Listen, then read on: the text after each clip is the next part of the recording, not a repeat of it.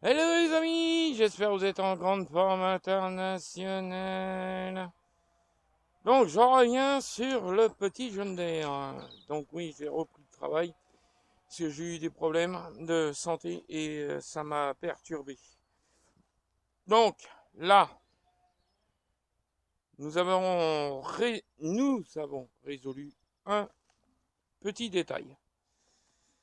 Comment dire? Pourquoi qu'il fumait?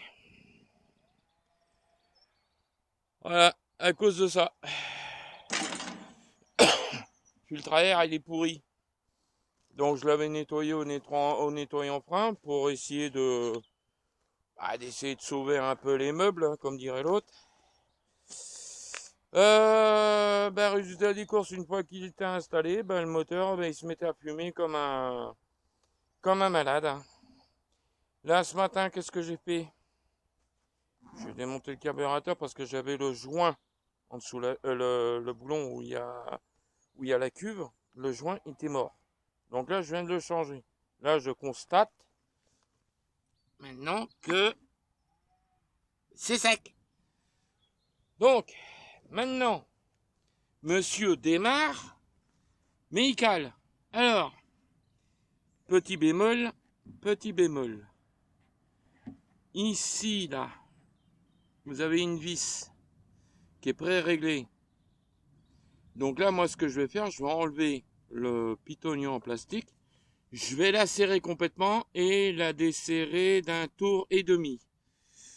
En principe, il devrait retrouver tout son régime potentiel.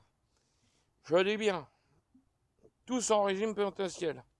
Mais ce qui est bien, c'est que... Bon là, je sais pas s'il va démarrer le coco. Voilà, impeccable. Donc là, vous voyez, il a démarré. Et il a pas fumé. Bon, il a calé. Parce que là, on a un problème de mélange air-essence. Donc, il ne fume plus. C'est le top. Donc maintenant, on va se concentrer sur la vis pré-réglée. Parce que en dessous, je vais vous montrer, je sais pas si d'une main je vais pouvoir. Alors je vais vous montrer.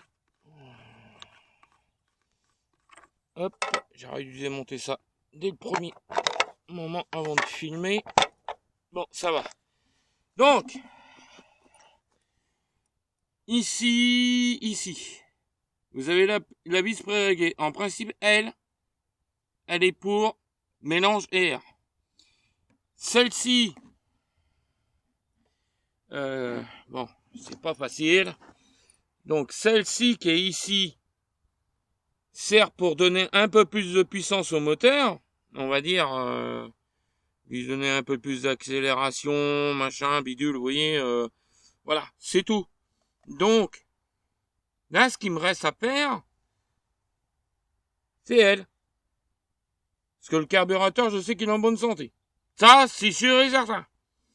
Alors par contre, autre petit bémol, le starter a du mal à s'enclencher. Alors ce que je vais faire, là, je vais déposer gentiment cette platine, je vais enlever le câble. Et d'ailleurs, il faut que je démonte complètement le câble d'accélération pour que je le dégrippe complètement.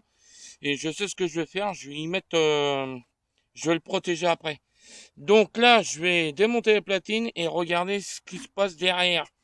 Est-ce que ça doit être à moitié gommé?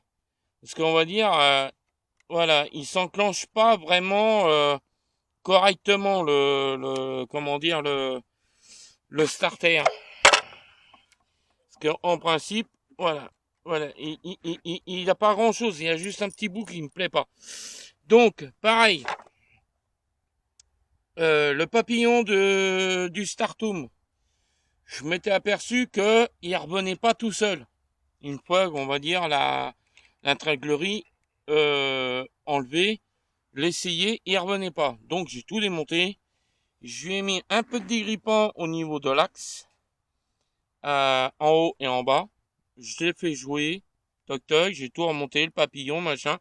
Maintenant, il fonctionne très bien. C'est-à-dire, il revient très bien. Il n'y a pas de souci. Donc, voilà. Voilà, je sais pas si on... Bon, je sais pas si on le voit. Mais, voilà.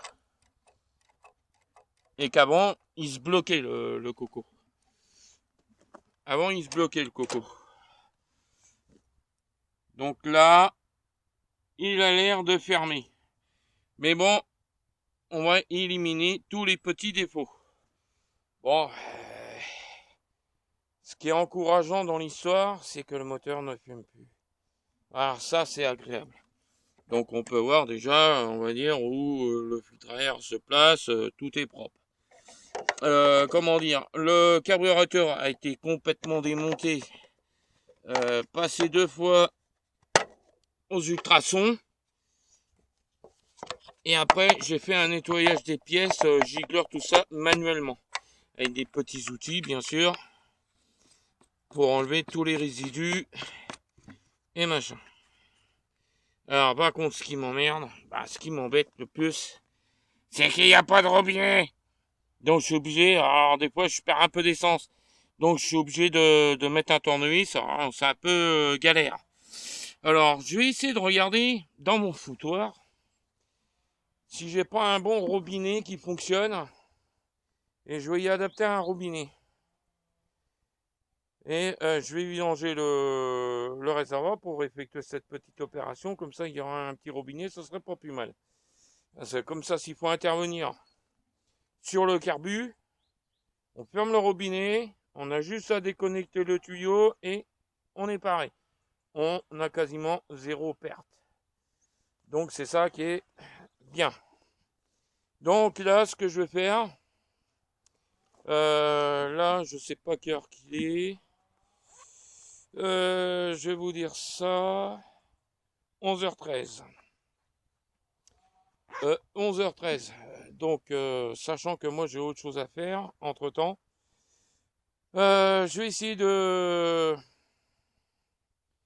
m'occuper ça en début d'après-midi, je pense. En début d'après-midi. Et puis, prendre mon temps. Et puis, une fois qu'il va tenir son ralenti, on sera bon. C'est ce qui compte, c'est son ralenti. S'il tient le ralenti, après on est tranquille. Parce que là, on n'a pas de filtre à air. Donc, pour faire le réglage, ça va être compliqué un petit peu, on va dire. Mais bon, ça va le faire. Je tiens bon bout. Je le tiens. Je vais l'avoir. Le problème, c'est que oui, j'ai eu, comment dire, comme moi, j'ai un problème de colonne vertébrale, et là, j'ai eu, comment dire, une douleur très intense. J'ai eu les neurotransmetteurs qui étaient complètement affolés. J'étais plus dans la capacité de bien réfléchir. Et plus dans la capacité, on va dire, de pouvoir bien travailler. Donc voilà. Donc bientôt, j'ai un IRM à passer pour voir si rien n'a bougé. Donc voilà, si rien n'a bougé, je serai content. J'espère, je croise les doigts, c'est le principal. Donc voilà. Bon, écoutez, n'oubliez pas de lâcher un pouce. Je sais que maintenant, tout le monde peut mettre un commentaire parce que j'ai tout fait en sorte que tout le monde puisse mettre un commentaire. Maintenant, tout est OK. Bon, je vous dis à une prochaine fois pour le petit bolide, une fois qu'il va tourner correctement. Allez, ciao!